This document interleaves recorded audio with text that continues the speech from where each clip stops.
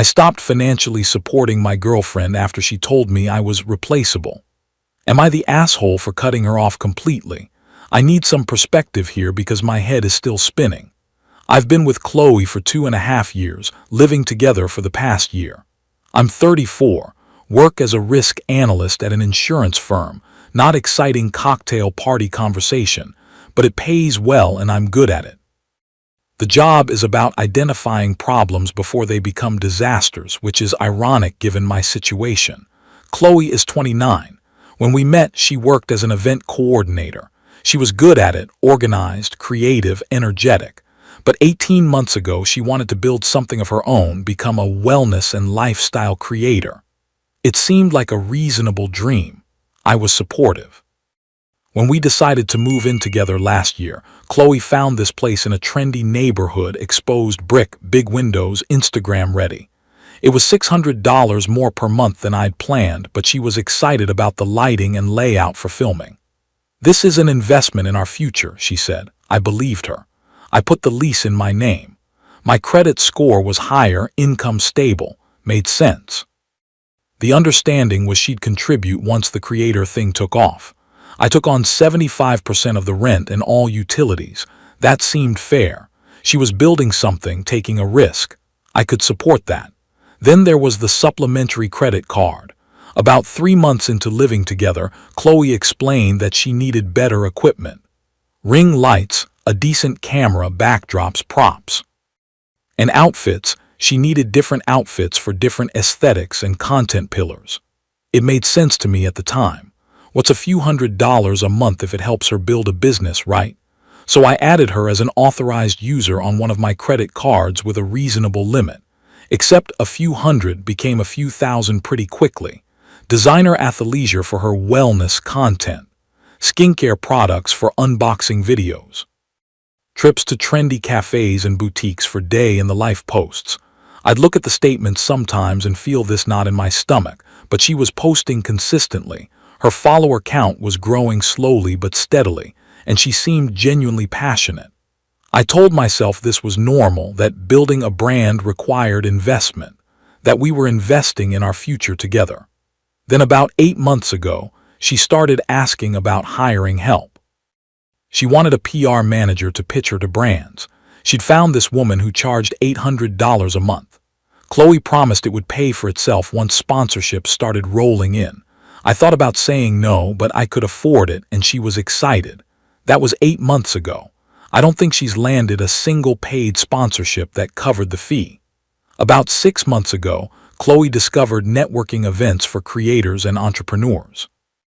Rented lofts, hotel conference rooms, everyone dressed like they're closing million-dollar deals. She started going 2 or 3 times a week, coming home energized about connections and opportunities. That's where she met Blake. He's probably late 30s, always posting photos next to exotic cars or at exclusive parties. His bio calls him an entrepreneur and networking specialist, but I've never been sure what he actually does. Blake never openly hit on Qley, but he'd make comments. "Your man sounds low energy," or "Doesn't he understand leveraging capital?" Once, at an event I reluctantly attended, he told me I was holding Qley back by being too conservative. I didn't love it, but Qley seemed genuinely excited about these connections. So I kept quiet, even when the credit card bills kept climbing, because apparently you need designer outfits to network with the right people. Then last week happened. Qley came home from one of her networking sessions, all fired up about this opportunity.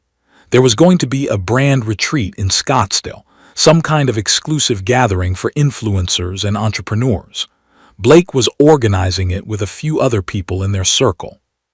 The itinerary included workshops about scaling your personal brand, networking sessions by the pool, group dinners at high-end restaurants. It sounded more like a vacation with a few seminars sprinkled in, but Qley was convinced it was essential for her growth. Then she told me the cost. Flights, 4 nights at a resort, meals, the workshops, all in, it would be about $4,000. For one person, she wanted me to fund it. I said I needed to think about it. I spent that evening going through our finances, really looking at the numbers for the first time in months. I'd been avoiding it, I think, because somewhere deep down I knew what I'd find. Between the rent, the credit card that now had a balance over $12,000, the PR manager who'd yet to deliver results, and our regular living expenses, I was stretched thin. Not broke, but definitely not comfortable. And $4,000 for what was essentially a luxury vacation disguised as a business opportunity. I couldn't justify it. The next day, I sat her down. I brought my laptop, showed her the spreadsheets I'd put together.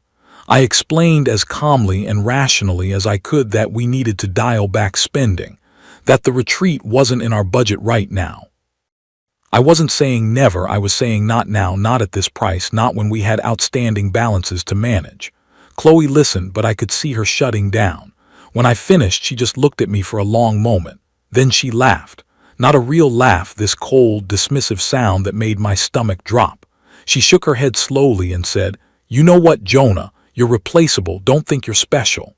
I just stared at her. The words hung there between us, and I waited for her to take them back, to say she didn't mean it, but she didn't. She just stood up and started walking toward the bedroom. I didn't yell. I didn't follow her. I just asked one question very quietly. If I'm replaceable, then the things I'm carrying can be replaced too, right? She stopped in the doorway, turned back to look at me. I thought maybe she'd realize what she'd said, but she just rolled her eyes and disappeared into the bedroom. That was 8 days ago now. Since then, I've been thinking about what happens next. The truth is, I don't think I'm special. I never claimed to be. But if I'm just an ATM to her, if anyone could fill this role, then why am I still filling it?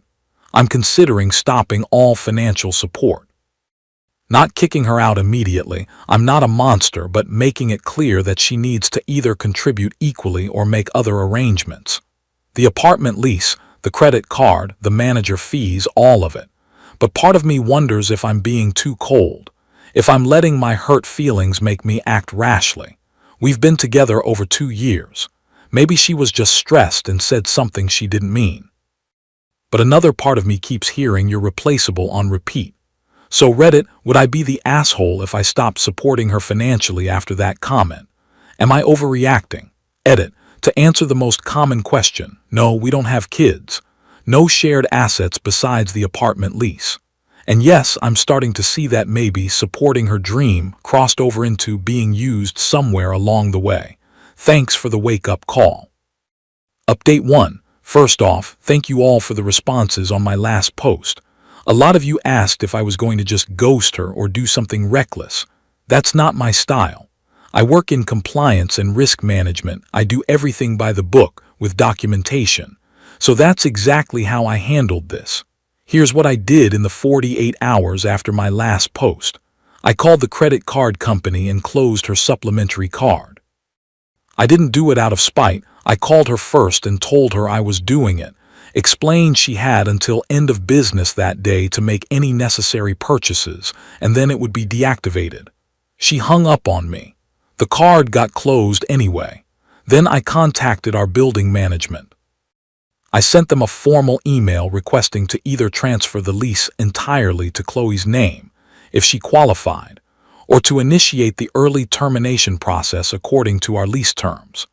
I also made it clear in writing that I would continue paying my portion of rent and utilities for 30 additional days beyond our current arrangement.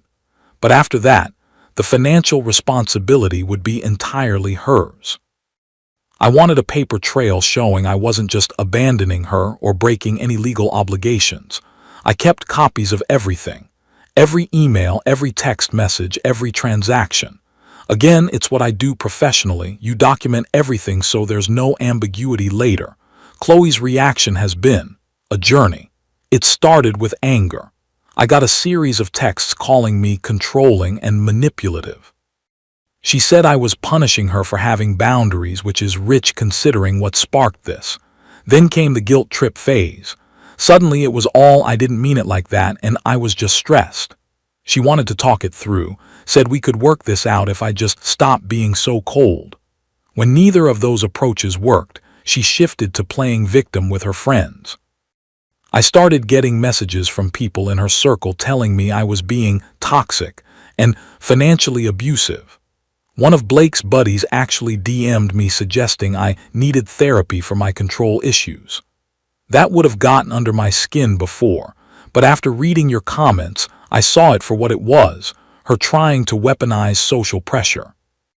But here's where it gets interesting, and honestly, where I started feeling genuinely disturbed rather than just hurt.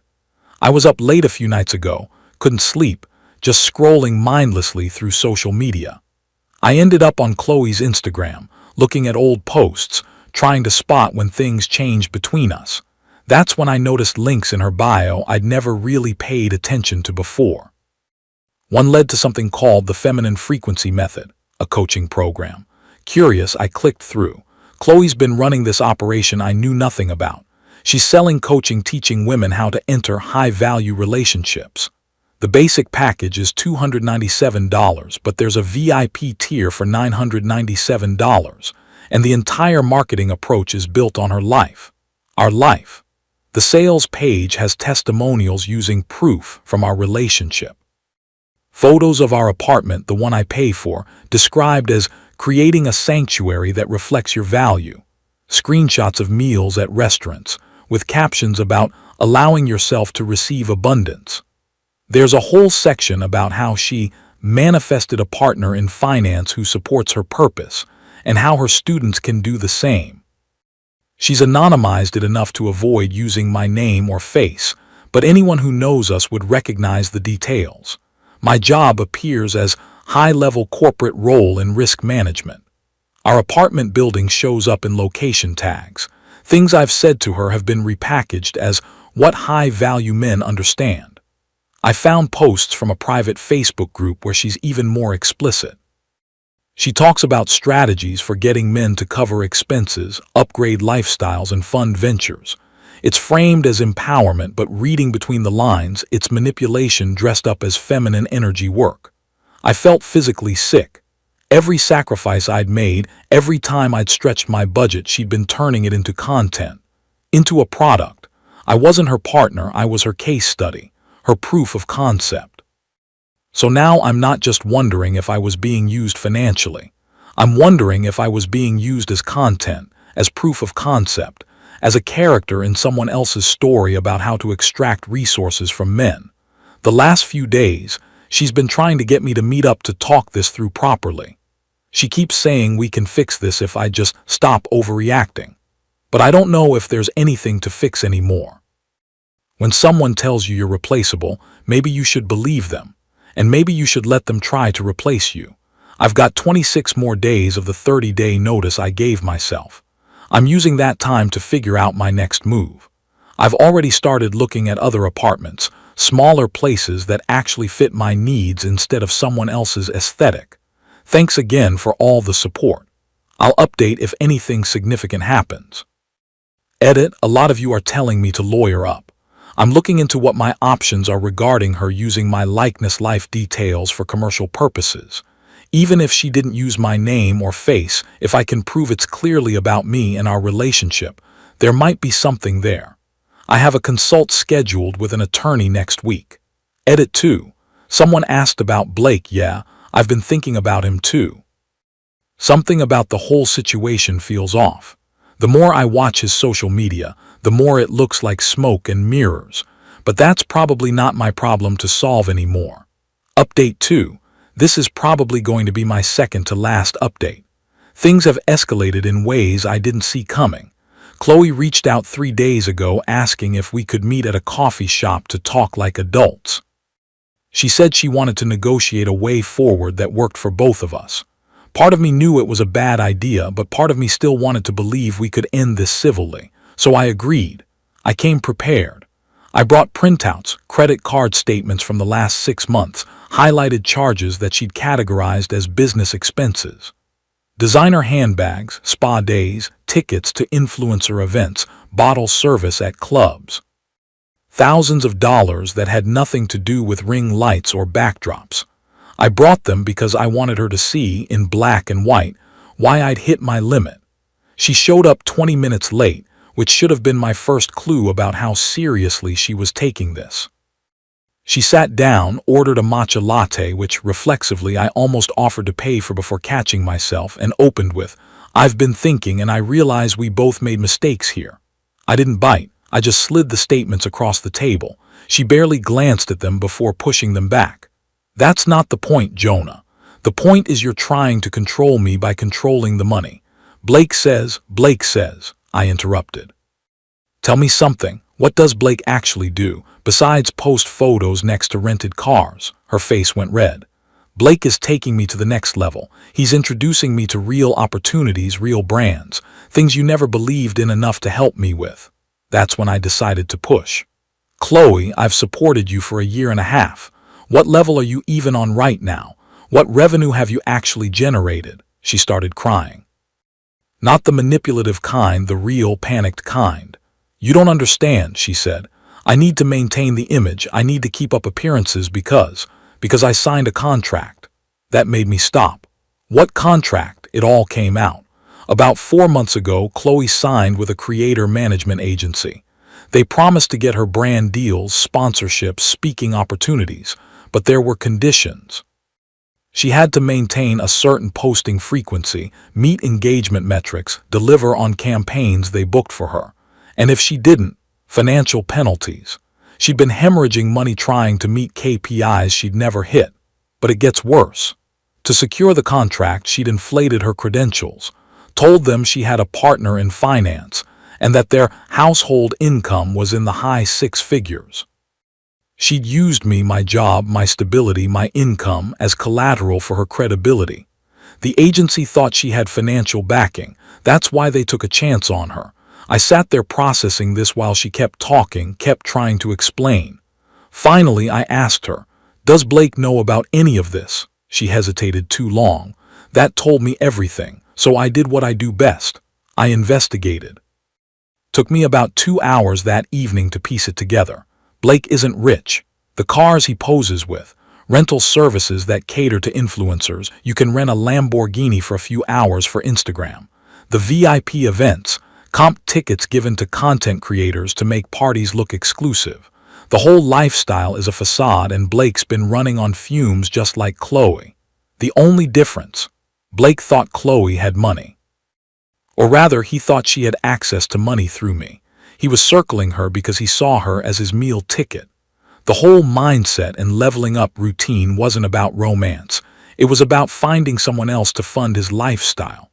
They were both using each other, and I was bankrolling the whole operation without knowing it. When I told Qley what I'd found out about Blake, she didn't deny it. She just looked exhausted. "I know," she said quietly. "I figured it out a couple weeks ago, but I'd already signed the contract. I'd already promised the agency I could deliver. I thought if I could just keep it going a little longer, something would work out." "And I was supposed to be that something," I said. She didn't answer. She didn't have to. Here's the situation now. Qley owes her agency about $8,000 in penalties for missed deliverables. She's maxed out her personal credit cards trying to keep up appearances. And Blake, once he realized the money train was stopping, has apparently gone radio silent. She came to me because she's desperate, not because she loves me or realized she was wrong, because I'm the only lifeboat left and she's drowning. Edit. For everyone asking, no, I'm not going to bail her out financially. That ship has sailed. The question is whether I help her in some other way, like connecting her with resources or negotiating with her agency. Still figuring that out. Edit 2. Blake blocked me on Instagram after I sent him a single message asking how the Lamborghini rental business was going. Make of that what you will. Final update. This is it, the final chapter. Thank you all for sticking with me through this mess. After my last update, I made my moves. First, I had an attorney draft a cease and desist letter regarding her use of my personal information in her coaching business. It was very specific. She needed to remove any references that could be identified as me, stop using details about our relationship as testimonials or case studies, and discontinue any content that portrayed me as an example of her methods working. The letter made it clear that if she continued or if she made any defamatory statements about me publicly, I would pursue civil action. The letter was delivered by courier. Professional, documented, no room for misinterpretation. Second, I followed through on my 30-day commitment exactly as I'd stated. I paid my final share of rent and utilities, but I paid them directly to the building and the utility companies. Not a dollar went to Qley personally. I even confirmed with the landlord in writing that my obligation was complete and that I would not be renewing or extending the lease. I thought that would be the end of it. I was wrong. Qley tried one last play. She posted on her Instagram story a video of herself crying, talking about how she'd been controlled and manipulated by a wealthy partner who used money as a weapon. She didn't name me, but she used enough details that anyone who knew us would know exactly who she meant. She talked about financial abuse and men who trap women with promises of support. Within an hour, I had screenshots sent to me by 3 different people. Here's the thing, I'd anticipated something like this. I had everything saved. The text where she called me replaceable. The messages where she explicitly asked me to pay for things to maintain her image. The email thread about the apartment where she wrote that it was worth the higher rent for the aesthetic. Screenshots of her coaching content where she described getting men to invest in your lifestyle. I didn't post any of it publicly. That's not who I am, and honestly, I didn't need to. Instead, I sent a carefully written message to 3 people: her mother, her older sister, and one of her close friends who'd reached out to me months ago concerned about the direction Qley was heading. I attached the relevant screenshots and wrote, "I'm not interested in a public battle.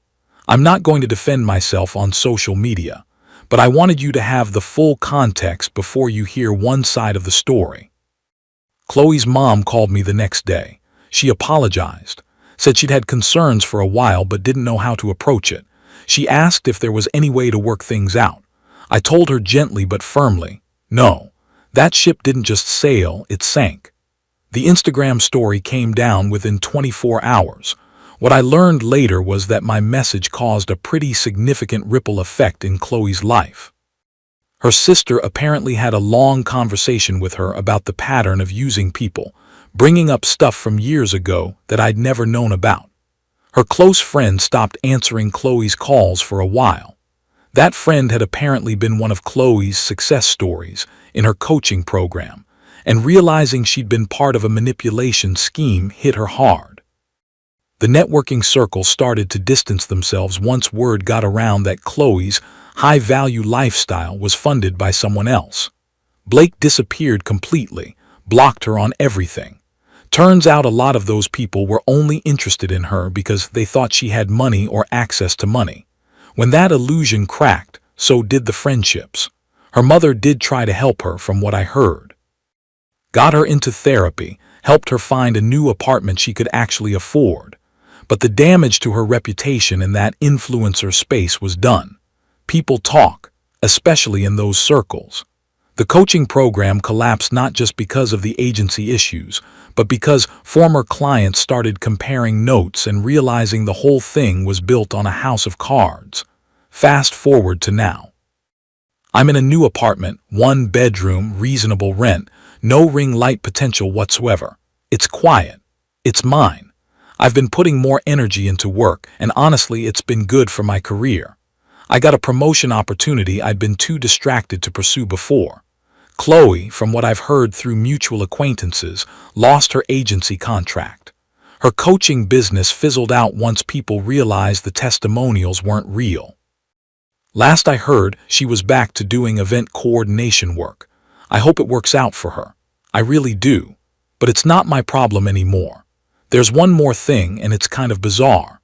About 3 weeks after I moved out, I got an email from a marketing company. They'd been approached by Qley's former agency about a campaign and had discovered in their due diligence that most of her lifestyle content was funded by me. They wanted to know if I'd be interested in partnering with them on a financial literacy for men campaign. Something about budgeting, healthy relationship dynamics, knowing when you're being used. The irony wasn't lost on me. I declined, politely but firmly. I told them I appreciated the offer, but I wasn't interested in turning my personal pain into content. That's what got me into this mess in the first place. I'm not going to become the male version of that. So that's where I am. Single, in a smaller place, probably overthinking my finances more than ever. But I'm not replaceable anymore, not to anyone who doesn't actually value me. And that feels like progress. Thanks, Reddit.